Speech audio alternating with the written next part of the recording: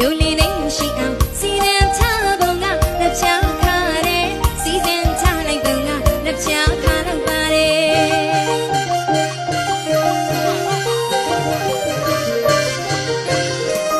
တို့အလူမကွယ်လူလီလေးရှိအောင်စီစဉ်ချပုံကလက်ချခါတယ်စီစဉ်ချလိုက်ပုံကလက်ချခါတော့ပါတယ်